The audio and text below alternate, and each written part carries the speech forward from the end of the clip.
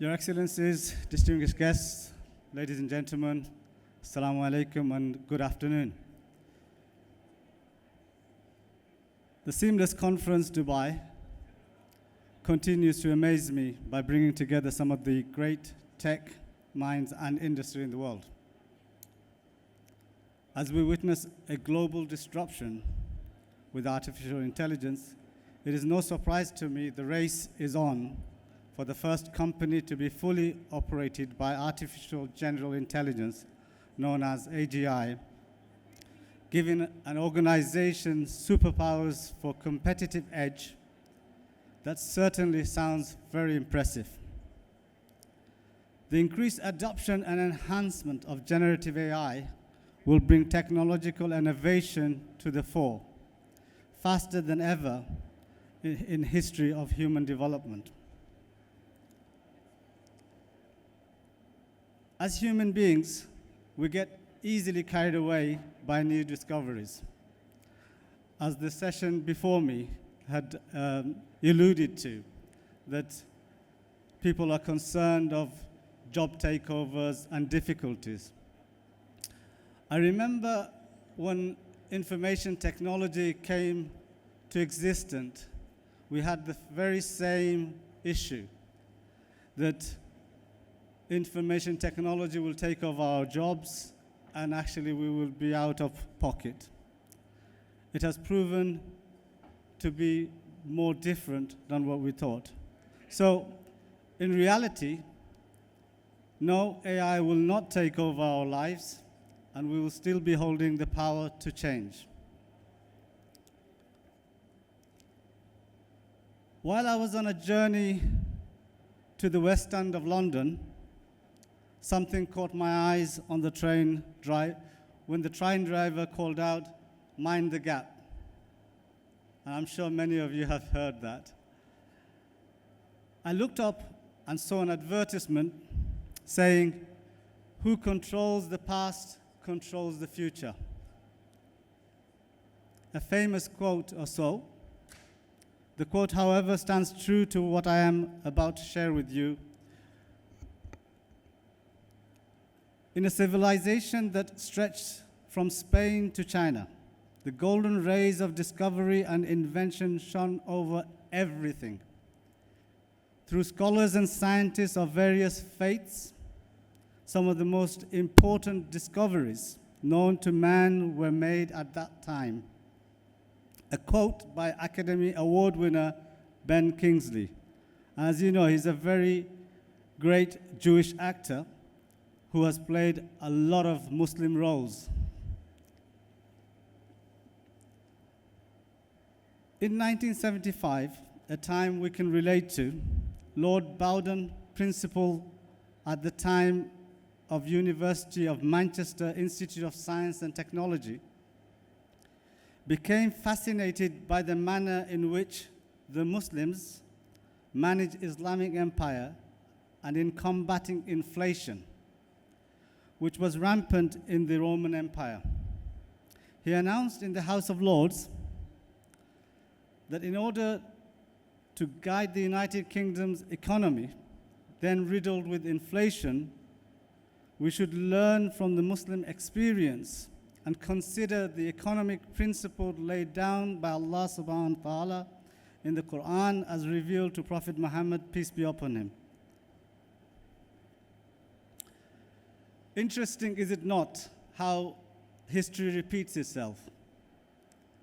Our economies struggle with high inflation resulting from severe currency devaluation, the so-called quantitative easing, soaring debt, and loss of confidence. In times like this, we need collective thinking and research beyond borders. I therefore welcome the initiation of the Arab Federation of Digital Economy to revive the Wisdom Program, a nucleus of knowledge that changed the world, laying the foundation for research and development. Darul Hikmah, as it was known then, was a powerhouse of knowledge where thinkers from around the world, regardless of their faith,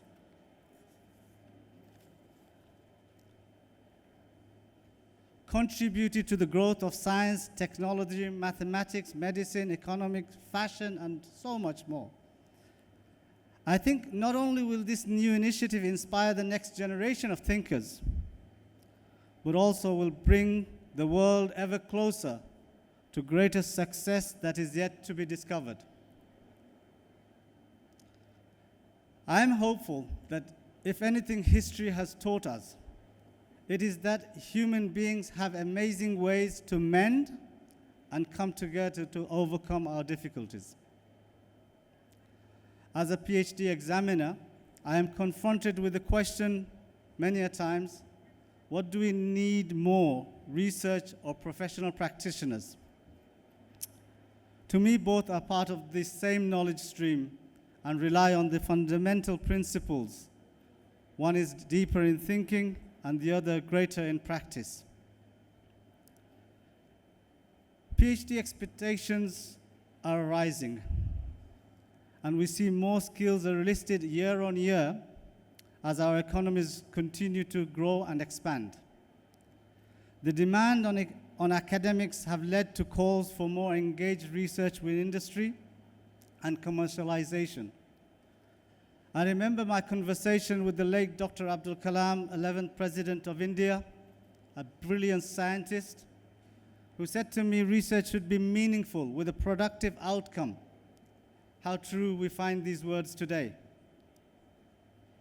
The trend for specific research, PhD and professional doctorate will continue to grow as our economies expand. The interest of overseas students to study a PhD in the United Kingdom is increasing annually. However, the concerns are growing for a weakening domestic demand, a decline in UK research and innovation fund starters, and whether universities can afford to train the next generation of researchers, reported by Times Higher Education. Some are saying that PhD training is no longer fit for purpose. It needs reform if researchers are to meet society's expectations. Therefore, training and mentoring must escape the theoretical past and embrace the practicalities of the future. However, we hear world leaders frequently talking up science. The Prime Minister of India, addressing the annual Indian Science Congress this year, encouraged the nation's researchers to do the science needed to make India self-reliant. At last October's landmark Communist Party Congress, Chinese Premier set out his vision of how science and innovation could drive growth.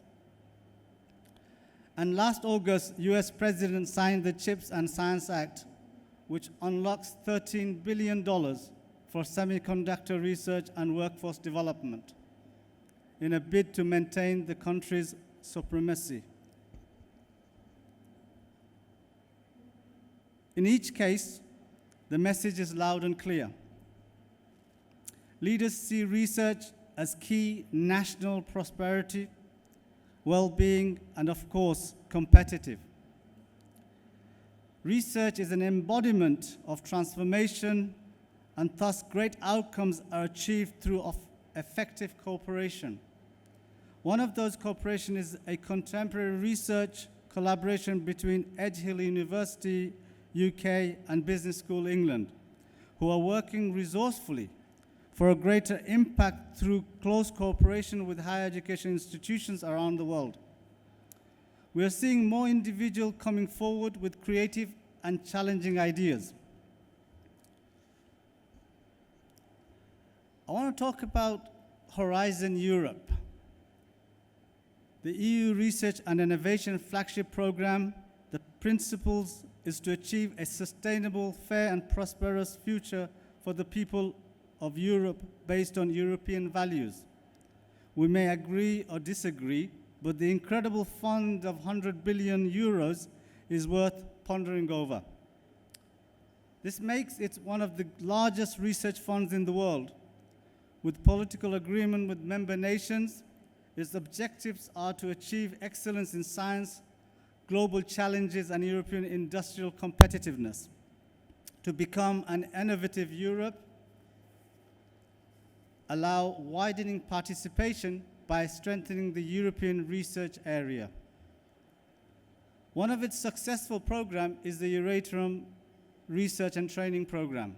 The primary objective is to reduce risk to nuclear safety and security, development of safe nuclear technologies, and optimal radiation protection. The Horizon program is certainly a benchmark for the Wisdom program, and I am hopeful that an international accord can be reached to work together. As a race, we cannot change the modus operandi of nature, which is strictly coded to divine instructions. Hence, the more research we do, we can open up minds and discover amazing things we did not know but exist. This allows us to safeguard the human population and its interests.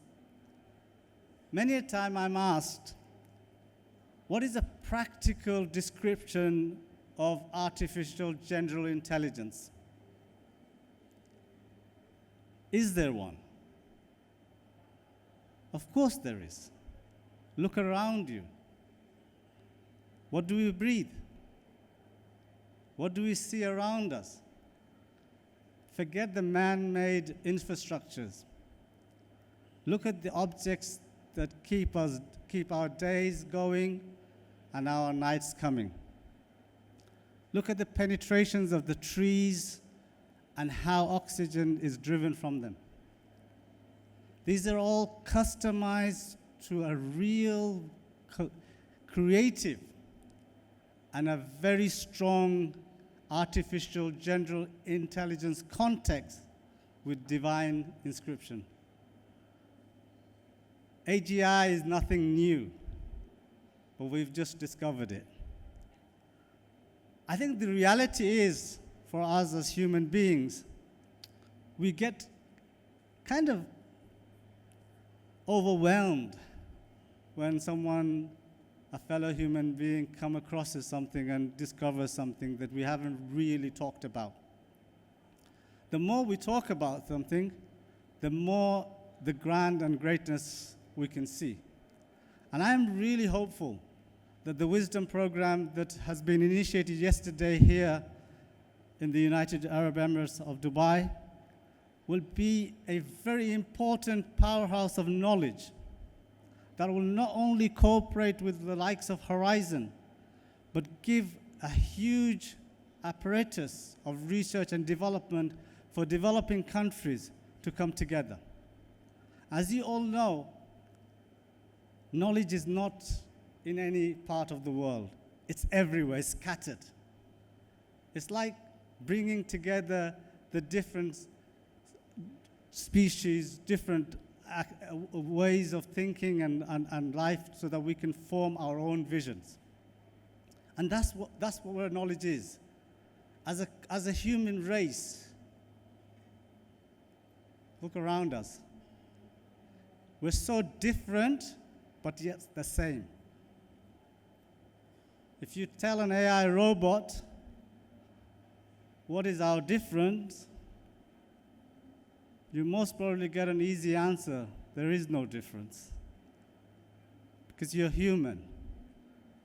You're not a robot. And I think this is the intelligence that we're missing out on, and I'm hopeful that the research that we will be carrying out through Wisdom with our advice at the British Institute of Technology will create a new and a greater impact for the world yet to see. So in summary, the research is paramount to human success. We've got to be resistant to selfishness. That's what's happened in the world. And I know it's for greater and good.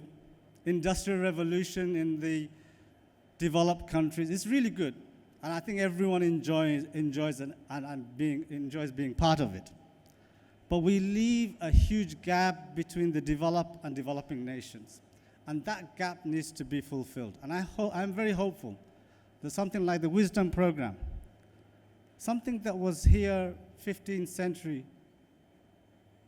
Arab, where people from all walks of life came together for developing knowledge that could be for the success of humankind.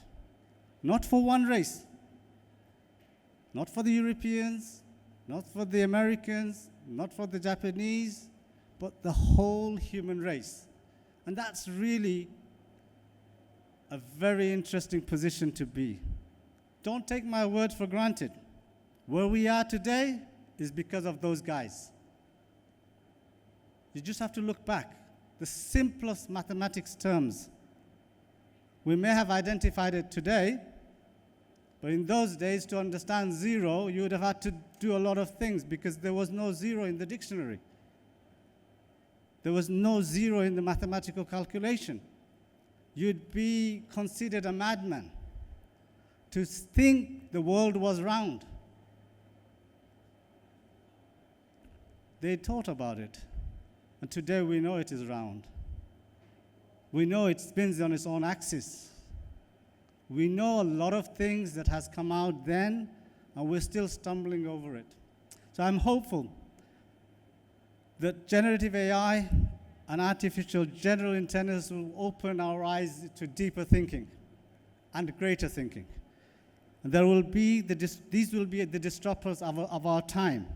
And I hope we contribute to the validation of this knowledge. Because, remember, history has a lot of information that are not validated. They are incorrect. They create differences between us, and they create an inhuman position. And we don't want this with AI. We think this is a tool that is grand enough to consider validated information that will allow next generation to think positively. So I'm hopeful that with all the things that are coming towards us, we can really create a better brand of human beings than we are today. It's been a pleasure to be amongst you, and I hope we continue this discussion and development throughout the time at the convention. I'm happy to take questions. Thank you.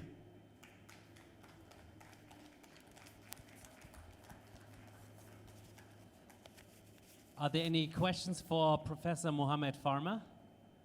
I think not at this point in time. So once again, thank you very much, Professor Mohammed Fharmer. Give him please another round of applause. Please stay here for a moment so we can take a nice photo together. Truly reflective words, a lot of food for thought, a lot of thoughts that need some stronger thinking and some really good messages that will allow us to reflect on, are we doing the right things with technology? Is it serving the right purpose? And are we on track? Ladies and gentlemen, with this session, we are wrapping up the day here at the Digital Banking Battlefield.